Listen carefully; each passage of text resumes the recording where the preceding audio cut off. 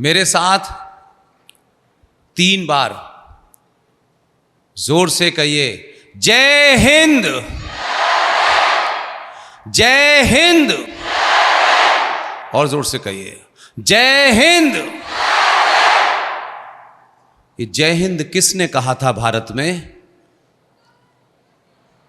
किसने सबसे पहले जय हिंद बोला था? एक ऐसे महापुरुष ने, एक ऐसे स्वतंत्रता सेनानी ने पूरी दुनिया का भ्रमण किया और अपनी एक सेना बनाई जिसे हम इंडियन नेशनल आर्मी के नाम से जानते हैं। नेताजी सुभाष चंद्र बोस ने दुनिया के कई देशों का दौरा किया और भारत की बारे में दुनिया को बताया। तो जहां जहां वो गए थे, बैंकॉक के अंदर जहां उस सेना का गठन किया गया, मैं वहां भी गया। और आप सोचिए कि आज हम राष्ट्रवाद की बात करते हैं, देशभक्ति की बात करते हैं। नेताजी सुभाष चंद्र बोस जब ब्रिटिश साम्राज्य से लड़ने के लिए सेना बना रहे थे, सेना के लिए हथियार खरीदे जाने थे, तो ऐसे ही यात्राओं में जा रहे थे वो। तो ये बैंकॉक का किस्सा है। तो नेताजी जब जा रहे थे तो उनके पीछे एक गड़रिया जो जानवरों को, गायों को, भैंसों को चराता था, वो नेताजी के साथ चलना चाहता था। वो नेताजी से मिला कि मैं आपके साथ चलना चाहता हूं। तो नेताजी ने कहा, तुम कहां जाओगे मेरे साथ? तो उसने कहा, सिर्फ मैं एक ही काम करूंगा कि जितनी मेरी गाय हैं, आपके साथ जो भी चल रहे हैं उनको दूध पिलाएगी। और वो उनके साथ हो लिया। बैंकॉक में जहां जहां सुभाष चंद्र बोस जी गए, जहां उनकी मीटिंगें होती थी, गुप्त मीटिंग होती थी, वो तमाम जगह गया। उसमें एक जगह मुझे एक तिवारी परिवार मिला। उस परिवार की कहानी सुनी मैंने। वो आज का भारत नहीं था। और जब उस परिवार में गए तो सुभाष चंद्र बोस ने उनसे कहा कि मैं एक युद्ध की तैयारी कर रहा हूं और इंडियन नेशनल आर्मी, जो आजाद हिंद फौज के नाम से जिसे आप जानते हैं, उसके लिए मुझे कई सारी चीजें खरीदनी है, मेरे पास पैसा नहीं है। उस तिवारी परिवार में 3 बेटियां थीं, बहू थी, मां थी, पिता थे। उस परिवार ने कहा, सुभाष चंद्र बोस जी, हम आपको क्या दे सकते हैं? उन्होंने कहा कि मैं आपसे चाहता हूं कि मुझे थोड़ा सा सोना दें। यह कहानी कहीं सुनने को नहीं मिलेगी। उस परिवार ने एक चादर बिछाई और उस परिवार में जितनी बेटियां, बहुएं, माएं थी, एक एक करके आईं और उस चादर पे खड़े होकर के जितना भी सोना था उनके पास, गले में हार का, सबने धीरे धीरे उस पे डाला।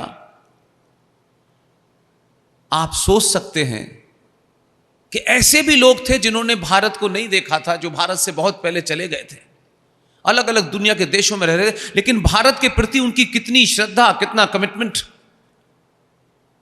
उस परिवार ने जब सोना चादर पे डाला तो 4 किलो सोना था और 1 तोला भी सोना उन्होंने नहीं रखा। सुभाष जी से कहा, यह सोना हमारे परिवार का, आप इस युद्ध में लगाइएगा। आप सब युवा बच्चे एक ऐसे दौर में हैं जब इंफॉर्मेशन रेवोल्यूशन हो गया है, संचार क्रांति हो गई है। अब किसी की लिखी हुई किताब पढ़ने की आपको आवश्यकता नहीं है। इस संचार क्रांति में आप जो कुछ ढूंढना चाहते हैं, बैठे बैठे 5 मिनट में ढूंढ सकते हैं। मैंने आपसे जय हिंद इसलिए करवाया कि जय हिंद का नारा उस आदमी ने दिया था कि जब यह भारत गुलाम था, जहां ब्रिटिश साम्राज्य मौजूद था, उस वक्त जब इतनी विकट परिस्थितियां थीं, तब भी सुभाष चंद्र बोस किसी से डरे नहीं। इसलिए मेरा हीरो, आपका हीरो सुभाष चंद्र बोस है। दुनिया की सबसे पुरानी, इस ब्रह्मांड पे सबसे पुरानी सभ्यता को जानने मानने वाला देश, अपने उस दौर को, जब दुनिया को हवाई जहाज का पता नहीं था, तब हमने हवाई जहाज दिया था। जब दुनिया को अंक गणित और रेखा गणित पताना नहीं था, जब दुनिया को पता नहीं था कि चांद से समुद्र की कितनी, जमीन की कितनी दूरी है, हमारे लोगों ने तब बता दिया था। इसलिए मुझे खुशी है कि प्रिंस स्कूल के डायरेक्टर साहब ने मुझे आपसे मिलने का मौका दिया। मुझे खुशी है कि आप मुझे सुनने के लिए, मुझसे मिलने के लिए बैठे हैं, बल्कि मैं इस बात से खुश हूं कि मैं आपसे मिलने आया हूं। इसलिए किसी किस्म का कोई कॉम्प्लेक्स नहीं पालना है। समाज में बहुत सारी चीजें होती हैं, अच्छी होती हैं, बुरी होती हैं। हमको सिर्फ एक ही चीज पे फोकस रहना है। हम भारत के सपूत हैं। हम भारत माता जिसे कहते हैं, भारत माता क्या है? भारत माता कोई जमीन का टुकड़ा नहीं है, कोई बाउंड्री में बंधा नहीं है। भारत माता एक जीता जागता राष्ट्र पुरुष है, उसमें प्राण है। हम प्रकृति के वंशज हैं, इसलिए उस प्रकृति के प्रति अपना धन्यवाद सुबह सूरज को उठ के देते हैं। पीपल के पेड़ को इसलिए पूजते हैं, इसलिए उसे मानते हैं कि वो 24 घंटे ऑक्सीजन देता है। हम उसके प्रति भी धन्यवाद प्रकट करते हैं। हम पृथ्वी को जब माथे पे लगाते हैं तो उसके प्रति हम अपना धन्यवाद प्रकट करते हैं कि ए पृथ्वी, तूने हमको जीने के लिए अनेक अनेक प्रकार के फल फूल दिए, हम उसका भी धन्यवाद करते हैं। हम जब गंगा मां, जो मां पानी देती है, जो हमें जीवन जीने के लिए जल मिलता है, हम उस गंगा को, उस कृष्णा को, उस कावेरी को इसलिए नहीं पूजते हैं कि कोई पूजा करने की चीज है। हम पूजा के माध्यम से उसे धन्यवाद देते हैं कि हमारे जीवन के लिए जो जरूरी पानी है वो मां गंगा तू ही देती है, इसलिए हम तेरा धन्यवाद करते हैं। इसलिए हम किसी भी किस्म की गफलत में जो इस समाज में हो रहा है उसे देखना चाहिए, उसे सुनना चाहिए, लेकिन सब कुछ जो समाज में हो रहा है उसे आत्मसात यानी उसे एक्सेप्ट नहीं करना चाहिए। बहुत चीजें ऐसी हो रही हैं जिससे आप भटक सकते हैं, आप कंफ्यूज हो सकते हैं, लेकिन आप फोकस रहिए, क्योंकि आप फोकस रहेंगे तो आने वाली पीढ़ियां, जब आप बड़े होंगे, जब आपकी शादी होगी, आपके बच्चे होंगे, तो वो बच्चे आपसे सवाल इस बात से करेंगे कि आपने हमको बहुत पैसा नहीं कमाया, बहुत बड़ी बिल्डिंग नहीं बनाई, लेकिन पिता और मेरी मां, आपने हमको सच बताया, जिसके कारण हम कभी सस्ते में बिकेंगे नहीं।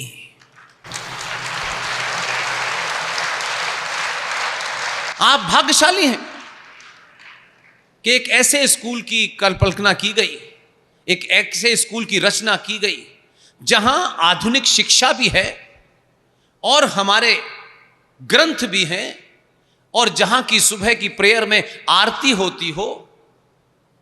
ऐसे ही स्कूलों को हमारे दौर में वैदिक गुरुकुल कहा करते थे। आप आधुनिक युग के स्कूल नहीं हैं, आप गुरुकुल हैं।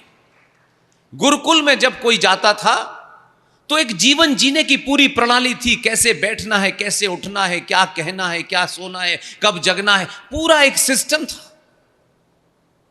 इसलिए प्रिंस स्कूल के मैनेजमेंट, इसके चेयरमैन, इसके ओनर, वो तमाम सारे लोग आज के दौर में इस धन्यवाद के पात्र हैं कि उन्होंने जब शिक्षा के नाम से गली गली, मोहल्ले मोहल्ले स्कूल खुल रहे हैं और पैसे की दुकानें खुल रही हैं। ये 10,000 रुपया दे दो, 20,000 रुपया दे दो, पेंसिल के भी पैसे, पेन के भी पैसे, किताब के भी पैसे। जब बिजनेस कर रहे हैं लोग, जब शिक्षा को लोग प्रॉफिट और लॉस का सौदा बना रहे हैं, तब आपको एक ऐसे स्कूल में दाखिला मिला कि यहां फीस से ज्यादा जरूरी आपका भविष्य है।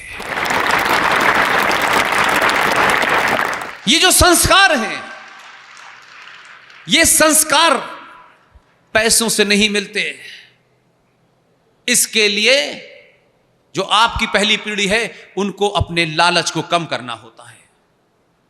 नहीं, इनको कोई कमी है, ये 10 ऐसे स्कूल खोले, उसमें बड़ी महंगी महंगी फीस हो, जैसे मैं दुनिया भर में देखता हूं, लेकिन इतना सब कुछ होने के बाद ऐसे छात्रों को पैदा करना ही आचार्य चाणक्य का काम है। इसलिए आपका मैनेजमेंट मैं आचार्य चाणक्य के वंशज मानता हूं।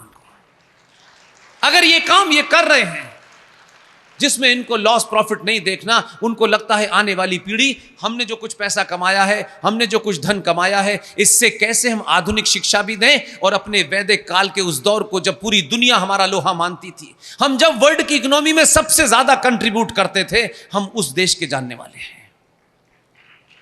इसलिए अपने पूरे तन मन धन से जो आप करते हैं उसे करिए, अपने दोस्तों को साथ रहिए, मिलजुल के रहिए, कोई भी विवाद हो उस पर डिबेट करिए, और डिबेट में जिसकी बात सच हो, फैक्ट हो, उसकी बात मानिए, सुनी सुनाई बातों का ध्यान मत दीजिए।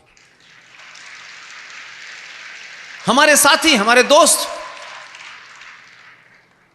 ऐसी किताबें, रिसर्च बेस्ड किताबें, जो ओरिजिनल डॉक्यूमेंट जो अवेलेबल है ब्रिटिश लाइब्रेरी में, वहां से ला करके सुभाष चंद्र बोस के ऊपर पूरी सीरीज लिखी जा रही है।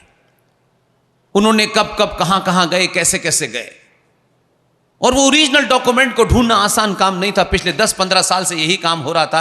अब उसकी एक सीरीज हम लोग शुरू कर रहे हैं ताकि आने वाले बच्चों को सुभाष चंद्र बोस के बारे में पता चले, क्या क्या किया उन्होंने, कैसे कैसे किया, कितनी विपरीत स्थितियों में किया। इसलिए मुझ जैसे साधारण से व्यक्ति के लिए आपने मेरा इतनी देर धैर्य के साथ, तहम्मुल के साथ, पेशेंस के साथ मेरा इंतजार किया, इसके लिए मैं आपका बहुत बहुत धन्यवाद करता हूं। और आपके मैनेजमेंट से कहूंगा, मेरी टीम के कुछ युवा साथी जो बेहतरीन काम कर रहे हैं, और उनकी ख्वाहिश है कि आप जैसे बच्चों से बातचीत करें। सुभाष चंद्र बोस के ऊपर सबसे ज्यादा अगर भारत में किसी ने रिसर्च की है, जिसकी बात को मानते हुए देश के प्रधानमंत्री ने उनको बुलाया और कहा कि मैं आपकी बात से सहमत हूं, लेकिन मैं धीरे धीरे काम करूंगा। वो एक अच्छी खासी नौकरी कर रहे थे, हिंदुस्तान टाइम्स के बड़े जर्नलिस्ट थे, मेरे दोस्त हैं। उन्होंने सब कुछ छोड़ दिया। जहां आज लोग पैसे के पीछे भाग रहे हैं, उन्होंने नौकरी छोड़ दी। उनको भी यह लगा कि नहीं, आने वाली नस्लों को सच बता के जाना है। उस शख्स का नाम है अनुज धर। वो YouTube पे बहुत सारी चीजें डालते हैं, लेकिन उनकी सब, जब भी मुझे मिलते हैं कहते हैं, पुष्पेंद्र आप पूरे देश में घूमते हो, मुझे स्कूलों में जाने का मौका देना, मैं बच्चों से इंटरेक्ट करना चाहता हूं। वो बंगाल से लेके जगह जगह यहीं जाते हैं। मैं आपके मैनेजमेंट से रिक्वेस्ट करूंगा कि मैं यहां आया, आपसे बात करने का मौका दिया, लेकिन जब आप अनुज धर को सुनेंगे तो आपको मजा आ जाएगा। बहुत बहुत धन्यवाद। Thank you very much.